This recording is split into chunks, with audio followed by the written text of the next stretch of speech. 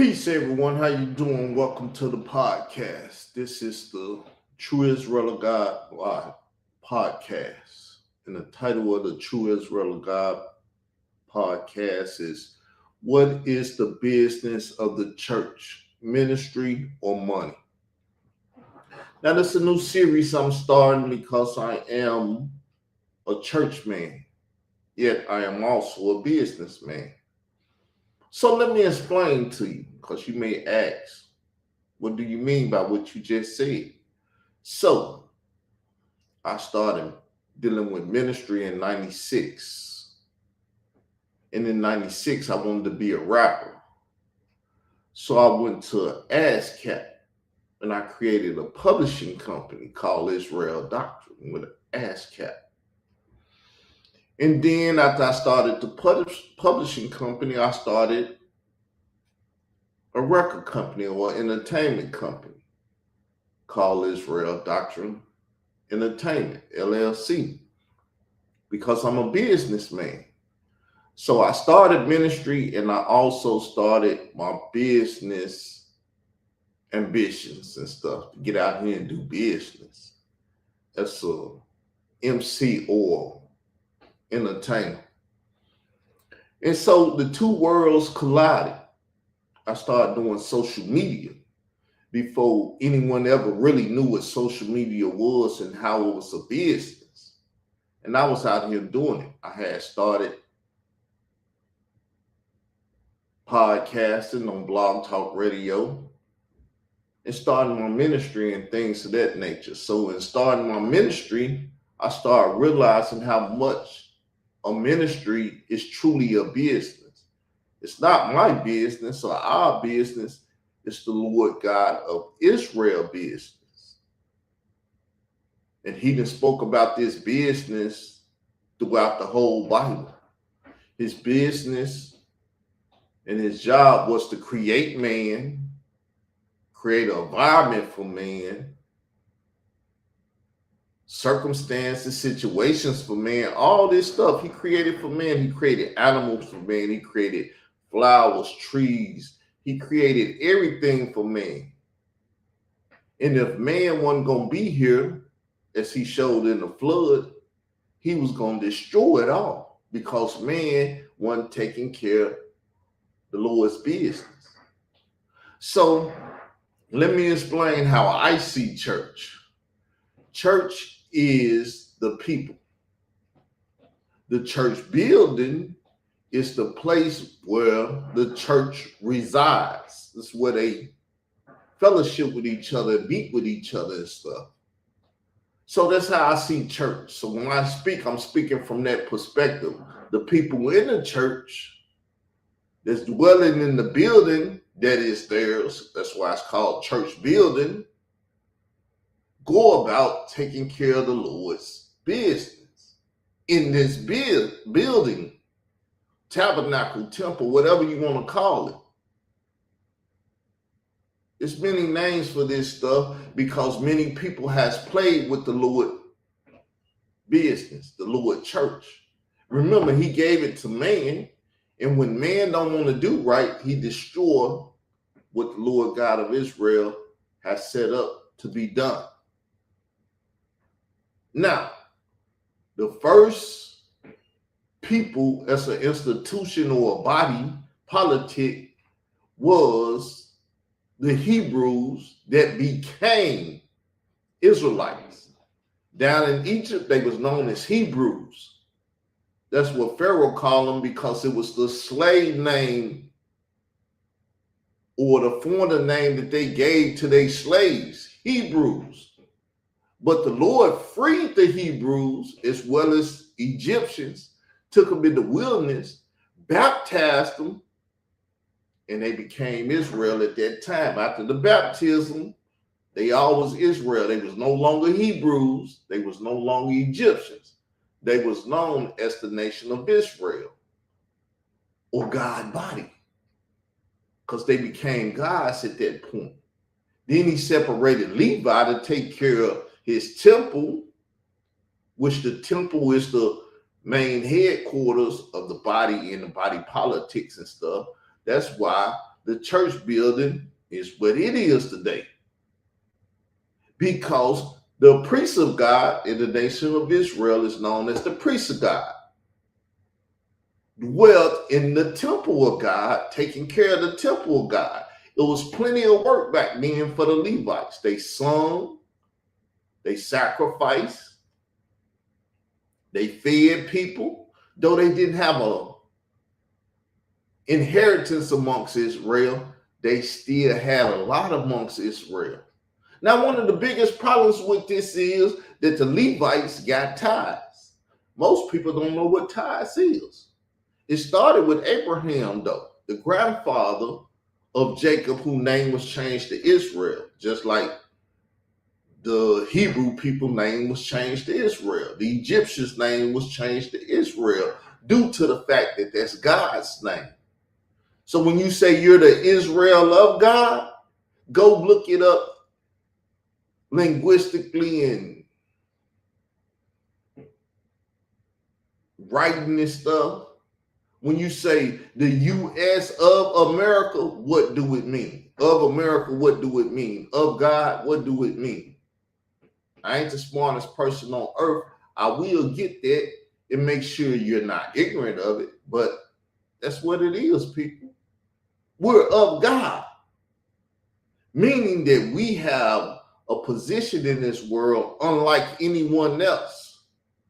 They of God too, but they don't want to be of God. They want to be of Satan and of the world. And they do the things of Satan and of the world. And we should not do those things. We of God, we should do the things of God. Now, like I said, this is a series that I'm bringing. It smacked me last night when I was laying down thinking of my business. I said, I'm on YouTube. You know, YouTube is a big part of God's business now. You know why? Because it's the digital world.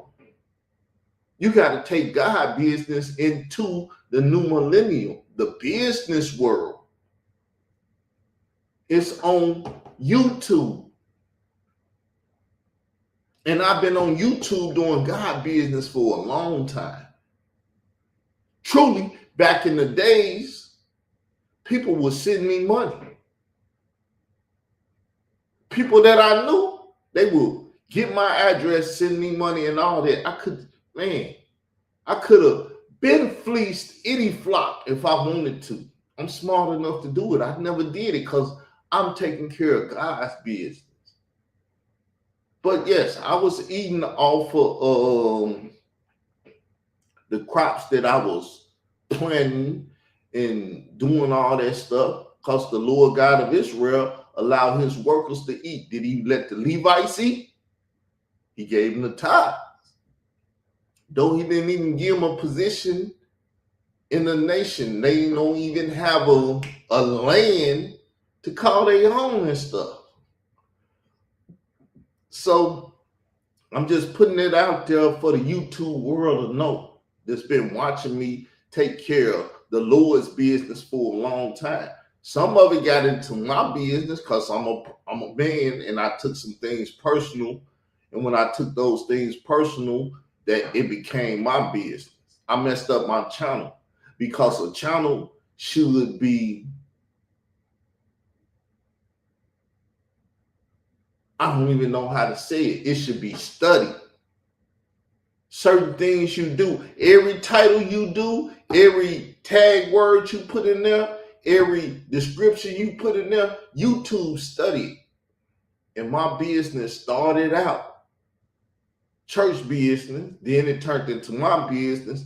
Now I'm turning it back into the Lord's business. It's like I said, I was laid down last night and it smacked me. This is not your business, Carl.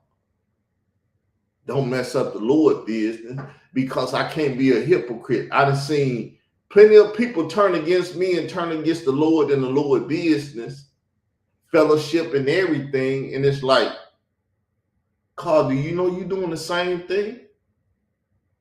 When you take your personal business and put it over the Lord business, do you see what you're doing? Do y'all see what I did? Are y'all going to watch what I'm going to do? I would like some answers to these questions. Put them down at the bottom of the video. Let's get a dialogue and a back and forth when y'all come over here and watch this series.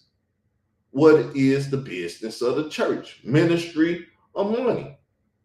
Can you minister to people without money properly? Because if you got a big church, a big group of people, where they going to be at? You may need a stadium to talk to them. But all of that didn't change because, once again, YouTube is the digital platform for the church to use. He say his word gonna go all over the world. Where you think it started? In your house, on your YouTube. Speaking to Africans, speaking to Russians, speaking to the island people, speaking to Americans, speaking to Canada, speaking to Mexicans, anybody you want to speak to. If you do proper business on YouTube, you can reach them. And the Lord ministry must go out throughout the whole world. Why do you think YouTube was made? From my perspective, this is how I see it. You might not see it like that because you don't think like me. That's the difference between me and a lot of people. My bringing up and my this and that has taught me things that you haven't been taught. And you've been taught some things that I haven't been taught. I talk to siblings and they like, a crazy person think better than you, Carl. Because the way I think, it's crazier than a crazy person sometimes. Because that's how I look at the world. But yet when I tell my siblings this, I don't know why people think I'm just like, he's a liar. He don't tell the truth. Everything about me is the truth. I've never had to lie. Let me explain it to you. I grew up with two parents, a mother and a father. My father raised me more than my mother. But my mother, she whooped me 3 times in life. She whooped me with a broom, she whooped me with a mop, and she whooped me with a double Dutch rope. And I said, I never want one of them again. And all she had to do was look at me. And it was scaring the heebie-jeebies out of me. But if I was doing something too wrong, she had an Avon pink and brown brush. And she had a hand like a pitcher. You could be sitting up, and next thing you know, that brush come flying through the air. Pop! Where that come from? You ain't know mama was sitting over there, though. She was doing her hair. She was watching and listening to everything you were saying and doing. And she let that brush go, and it come meet you. Pow! Hit you upside the head. You get right. I had a loving mother, but my mother was a lot like me. What you hear and see from me, I get it from my mama. That son, he get it from his mama. Because she is the biggest influence in my life. I had male figures that I looked up to and they influenced me, but my mama was the biggest influence in my life. So I'm out here to talk church business. My name is Elder Carl Albert Davis. I'd rather be Elder Carl Albert, but Carl Albert Davis is my government name, the name my mother gave me. I would never disrespect it and change it for the government or no one. I'm going to go to my grave with this name. Just like I came into the world with this name. So people, I appreciate y'all for watching and listening. We're going to get into this series even more tomorrow. Hopefully, my reader will be back. But if he don't be back, y'all know the way I do it. We're going to have the computer read, and I'm a commentary. I'm going to give my commentary on what it reads. So with that said, look forward to this series. We're going to teach the world about tithes and offerings, because in Arkansas, people figure the people at the church are robbing them. Would I say that? I would say no, they taking care of the Lord's business, but the people don't know how the Lord's business work. So they like, oh, he robbing us. But I've seen plenty of Facebook posts of ignorant people in parking, and I want to educate them in the world about how the church system works, so they won't feel robbed, and they'll know who to give the money to, because it's the Lord's money. You got to give it to his ministers.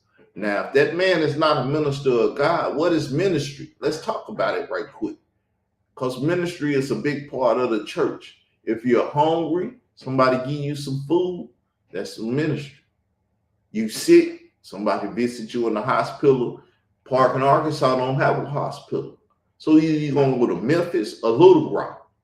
Now, Elder Carl Albert got to come pray over you or whatever, however the Bible said, right?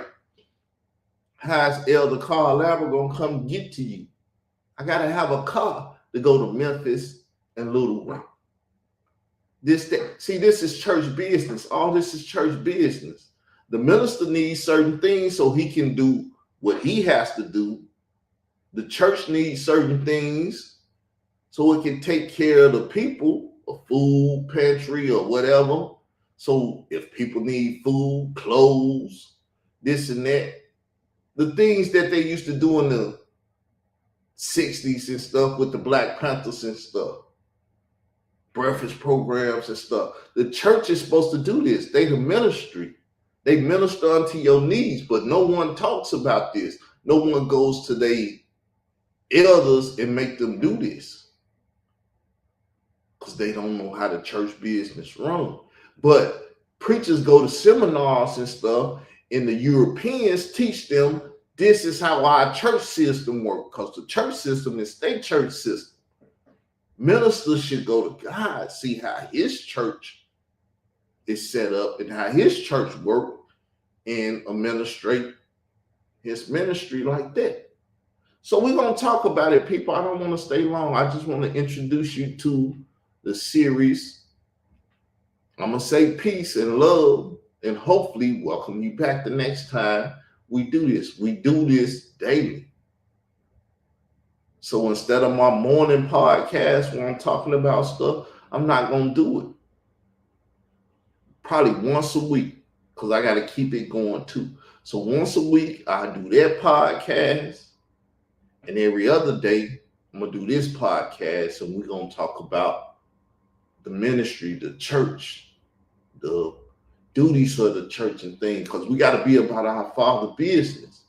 See, I was teaching months back about faith without works is dead, and they didn't understand it because they had the Europeans telling them what faith was and what work was. They didn't understand it. Like I said, if I tell you about the Levites had to slaughter animals. They had to sing. They did a lot of stuff. They had faith and they had works because they did work. Back in the days, it wasn't none but work. That's why you could tell what a virtuous woman was back in the days, easy, because how she took care of business, because she was a businesswoman, taking care of business, taking care of family, doing things of this nature. It was easy to spot these things because faith without works was dead back then, now too. Just people don't understand work. They don't understand when you do a podcast and you got to come up with the topics and do all this stuff, and that it's work. It's work. So y'all will see the work, y'all will see the ministry. The ministry name is the True Israel of God on the streets.